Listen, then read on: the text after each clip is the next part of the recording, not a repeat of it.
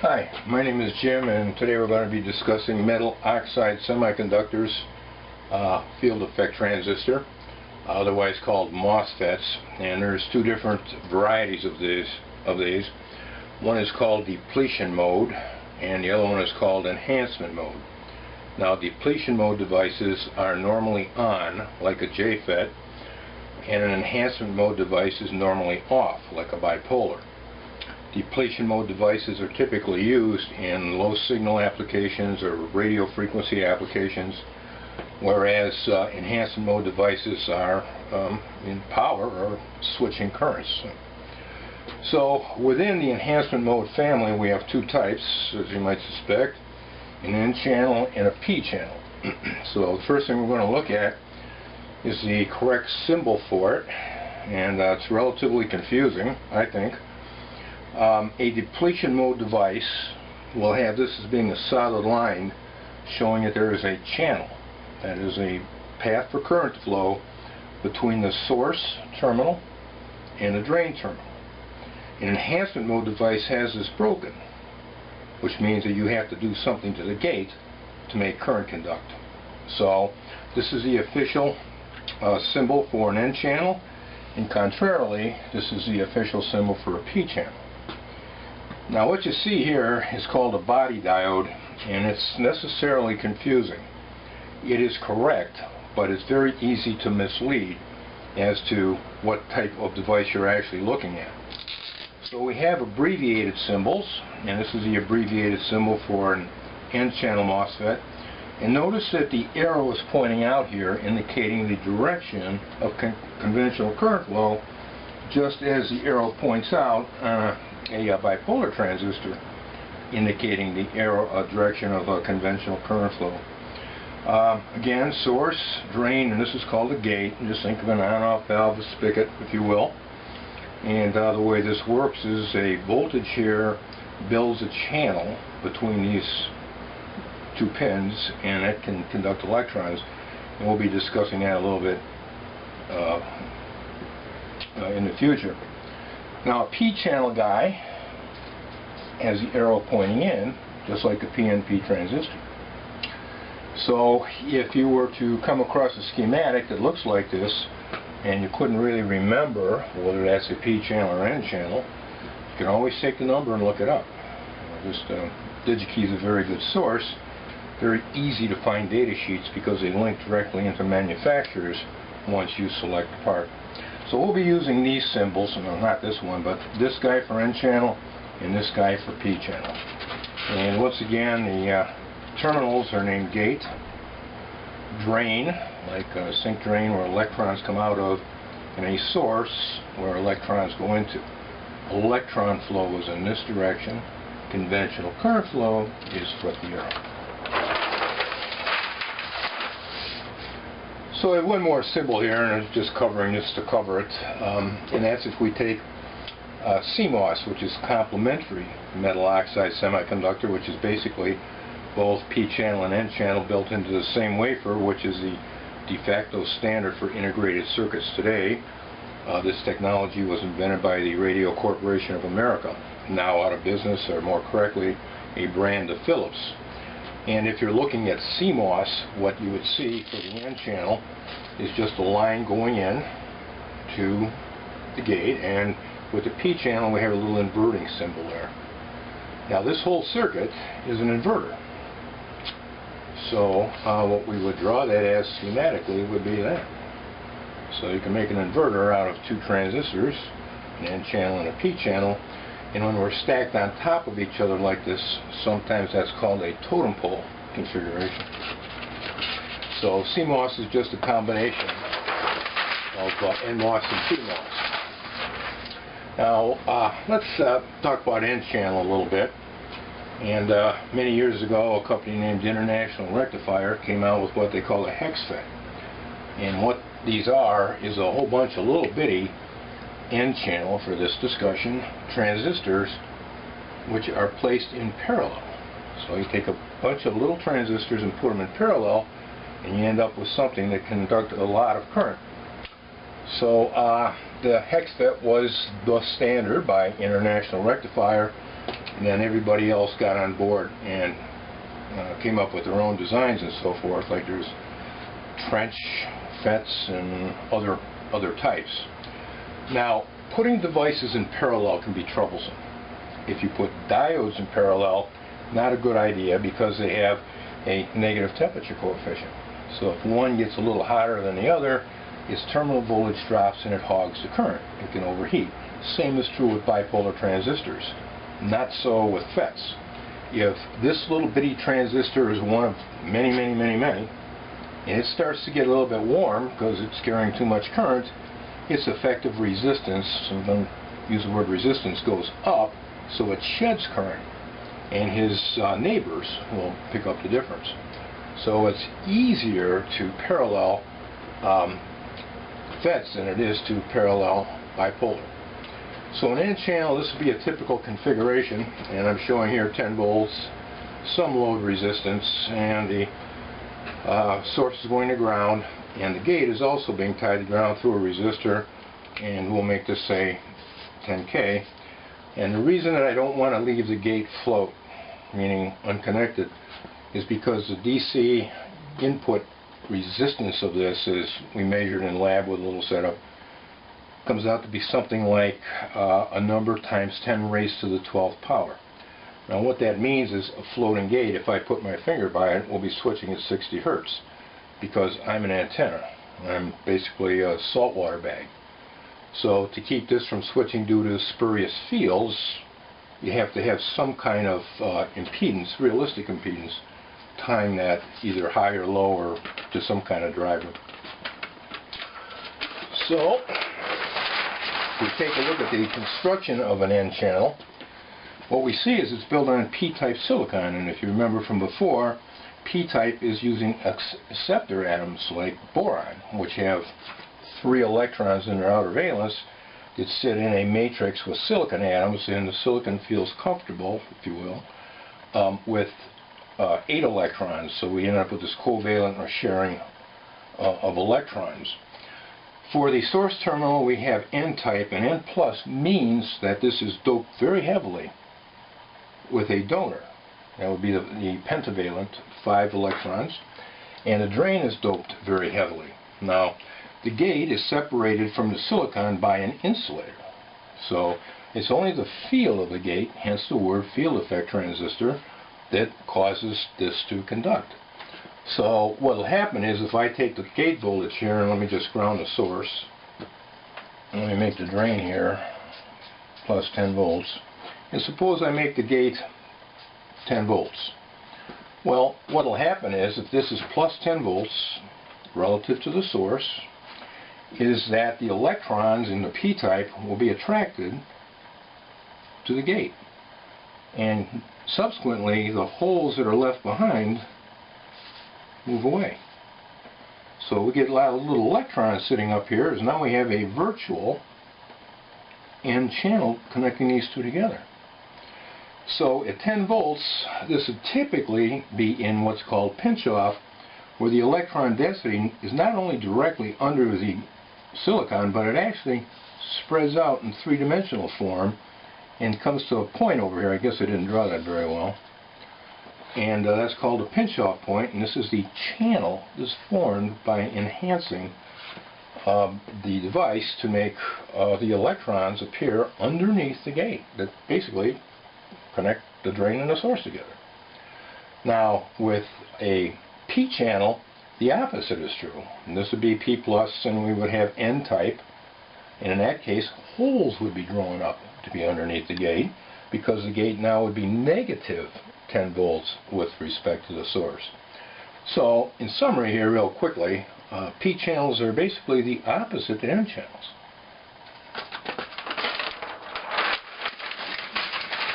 Now, if we look at some characteristic curves here, get kind of an idea of what's going on, and this is, again, is an N channel, which I'm using to introduce here.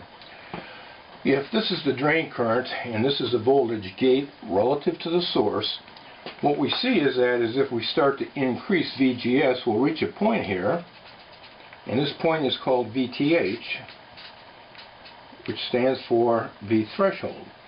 And a lot of manufacturers define this as being 1 milliampere.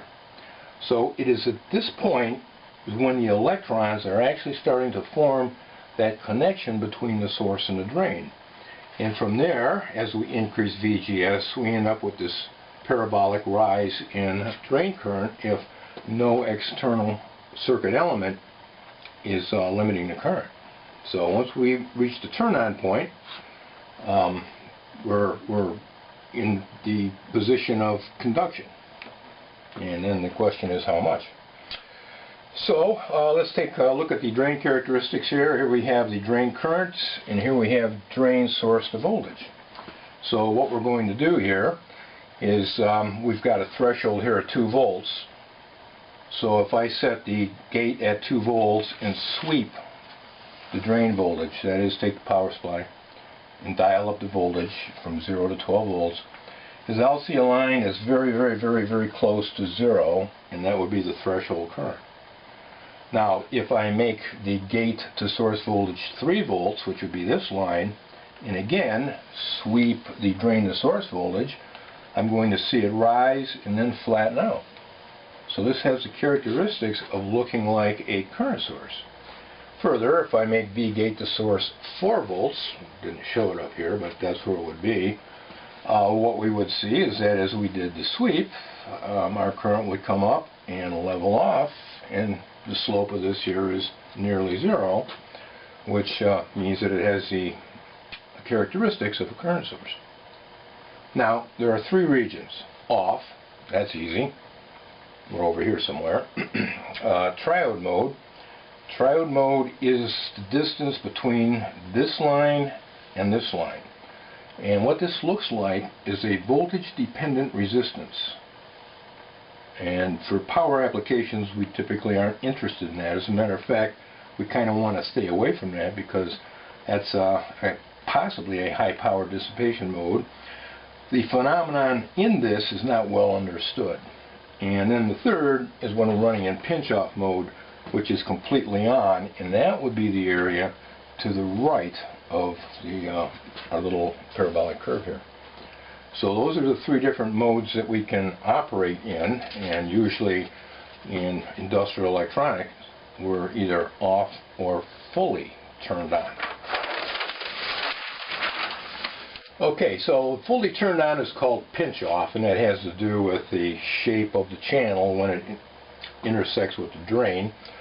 And the transistor tends to look like a resistor, and that makes the analysis very straightforward. So we did this earlier, I think, in the DC component, but reviewing, we'll let the load resistance be 10 ohms, and we'll let the RDS on be 250 milliohms, 2.5 ohms. And by today's standards, for a contemporary device, that's relatively high.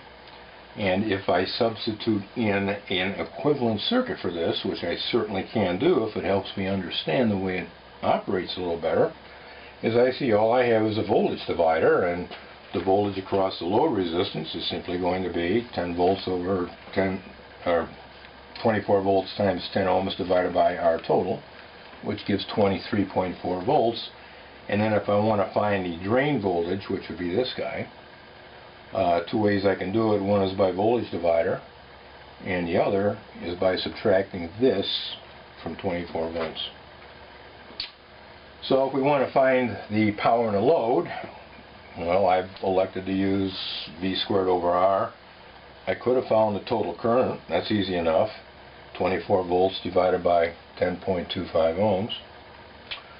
And working through that, load is dissipating 54.76 watts.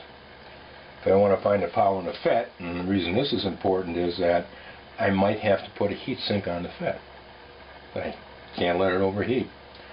So I've chosen to use V squared over R again, and this is going to be V drain to source on, VRDS on, divided by RDS on. 244 millivolts squared divided by 250 milliohms means we're running just about a quarter watt. So depending upon the size of your device, if it's surface mount, you may be in big trouble. If it's a TO220, which is a larger case, I don't have one right here, which is a larger case with, I guess I do,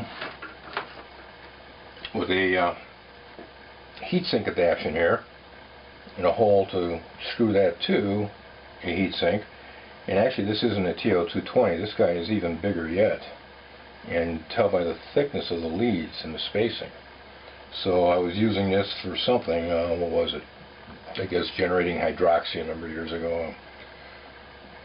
Hydrogen and oxygen, perfect to mix for an explosion. I was not trying to blow anything up, but it's just an experiment.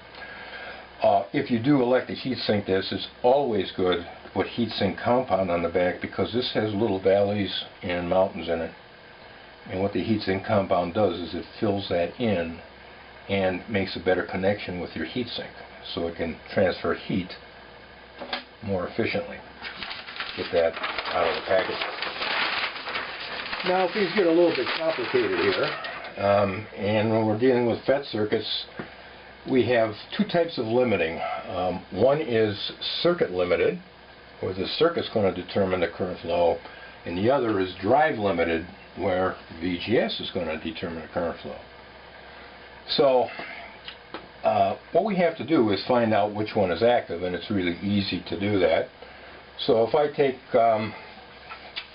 my chart here and I let VGS be 4 volts and bounce that off the curve, what I come up with is 3 amperes. So 4 volts gate to source will provide 3 amperes of drain current. Then what I do, and pay attention to this, this is kind of important, is if my load resistance, this guy, is equal to 2 ohms, the voltage across the load resistance, Ohm's law, is 3 amperes, this guy, times 2 ohms, equals 6 volts. Fine. Voltage at the drain, that's this guy, is going to be 10 volts here, minus the 6 volt drop across the load resistor, which gives a drain voltage of 4 volts. So right now this is a drive limited configuration. I'm not really turning the device on completely, and if I wanted to find out what the power was, I'd be using 4 volts squared divided by RDS on. Now let's increase the resistance to 6 ohms. So I'm going to say RL equals 3 amperes times 6 ohms equals 18 volts. An 18 volt drop across RL. So to find VD, all I have to do is subtract the source voltage 10, and the drop is 18, and what I end up with is a negative 8 volts. So that should be raising a flag. How do you get a negative out of that? And the answer is that 3 amperes is not flowing. I mean, it could if the load would permit it, but it isn't because the load resistor is too large. So if you see something wrong, it doesn't make sense, don't walk by it. Investigate. So we actually want to find out the way the circuit behaves now. We have to break down and analyze it. Not hard to do. We'll just say VD equals 10 volts times, and we're assuming up here that RDS on equals 0.5 ohm, divided by R total, which is 6.5 ohms, and that'll give a drain voltage of 769 millivolts.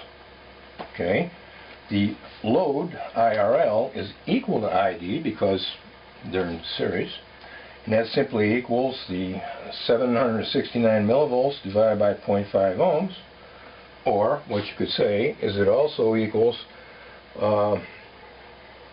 10 volts minus this divided by our resistance, which would be 6 ohms. So when you end up with a current limited circuit, you have to take another step to find out what the actual parameters are.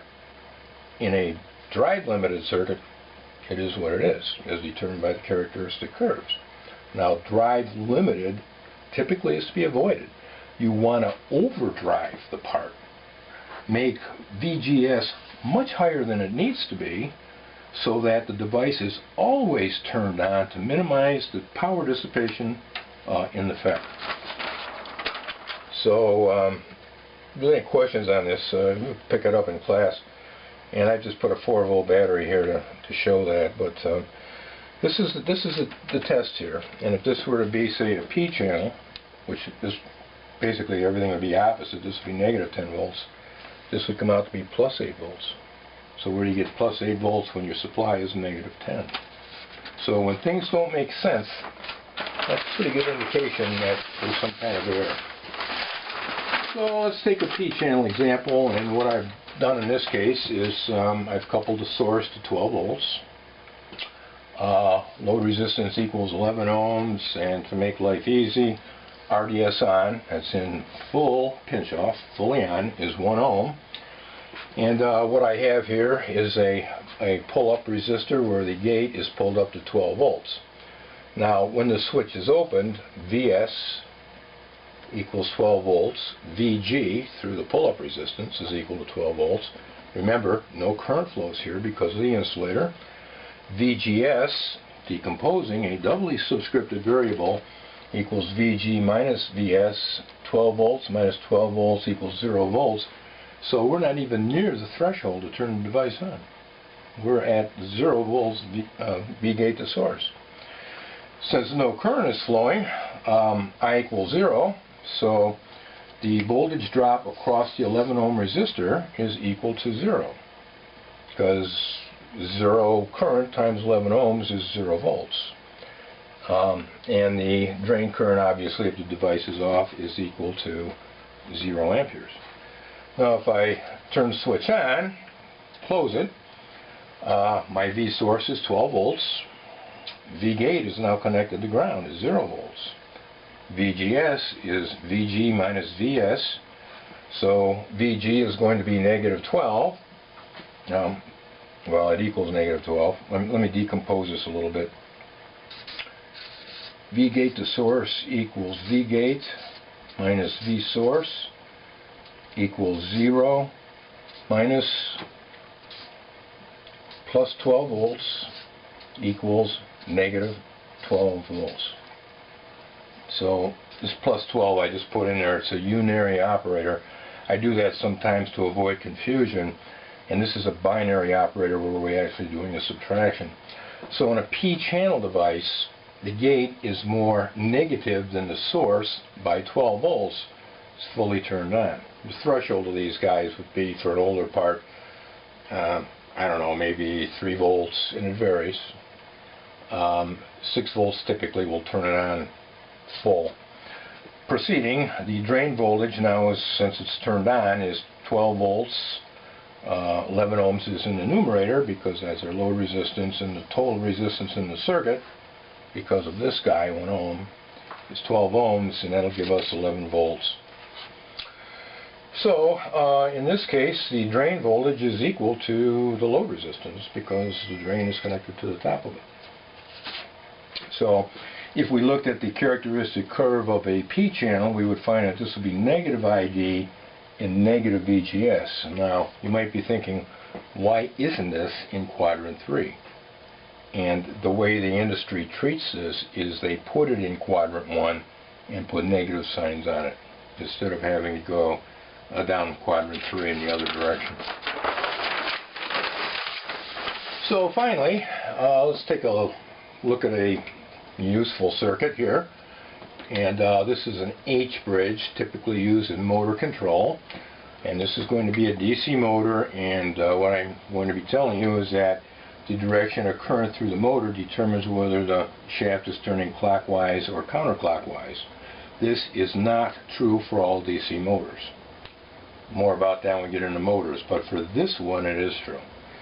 So what we have sitting up here is a P-channel FET. I want to label these guys. So he's a P, he's a P, he's an N channel, and he's an N channel. And we have an input here, and what the input will do is it'll change the current direction through the motor. Now there's a lot wrong with this circuit. First off, as I've drawn it, there's no way to turn the motor off. Typically not good. Secondly, as this sits, we have shoot-through currents. That is, momentarily on a transition, both these transistors may be turned on, or these transistors may be turned on, or they both may be turned on, and that produces a momentary short between 12 volts and ground.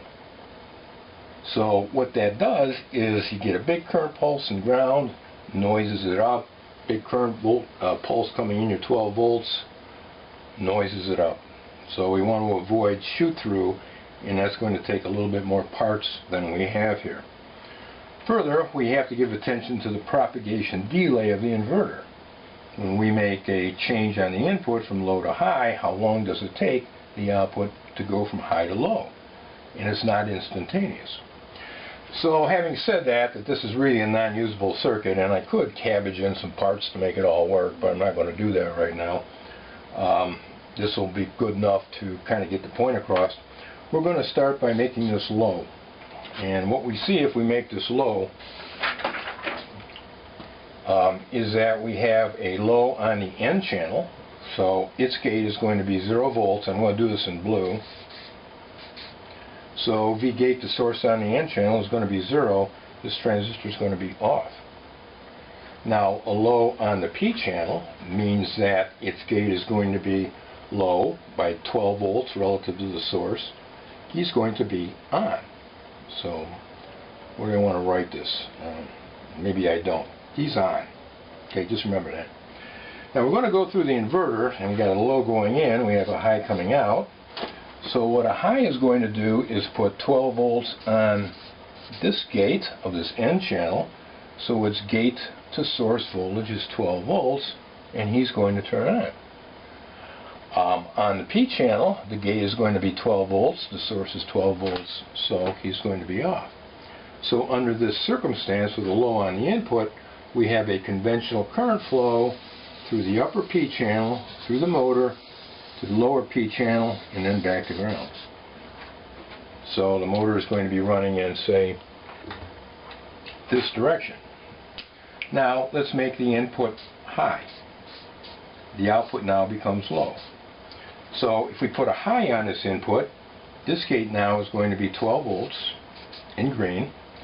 So the gate's 12 volts more positive than the source, and this transistor will be on. And since we have 12 volts here, the gate to source voltage for the P channel is going to be 0. So this guy is going to be off. Now, we got high on the input, the inverter, and this doesn't have to be an integrated circuit. We have a low on the output, and what that low means is we have 0 volts on the N channel, which means that its VGS is 0 volts, meaning that this guy is off. And a low here means we have 0 volts on the gate of the P channel, which means that the gate is more negative by 12 volts than the source, and he is going to be on. So now, in green, we have a current path in this direction and over to ground. So what you can see by an H bridge is that it works well together to switch directions through the motor. Now there's also something called a half bridge, which is basically, we don't have two of the transistors, but what that requires is a negative 24 volt source. The disadvantage of the circuit is that you have 4 transistors instead of 2, and that the RDS on of these guys add, and of these guys add, and typically with a contemporary device, it's not going to cause any difficulties with regard to the voltage across the motor. And by contemporary, I mean new, and I was quite amazed at how low RDS on is for for new devices. So this is part 1 complete, and now we will be addressing part 2, and that has to do with some nasty stuff. Now, it's kind of amazing that you can take a FET and put a 9-volt transistor radio battery on it, an N-channel FET, and control hundreds of volts in the drain source circuit and tens and tens of amperes. But when you go to switch that, what kind of problems happen? Your computers have switch mode power supplies. Your subwoofers, switch mode audio. So when we get into switch mode, turning these guys on and off quickly, like for a computer power supply, say 100,000 times a second, there's some difficulties. And it all arises from something called stray capacity. Further, in the next section, we're going to be talking about mathematical limits. So I'm going to use a model to explain this, and then we'll move on from there. So that'll do it on MOSFETs Part 1, and thanks for watching.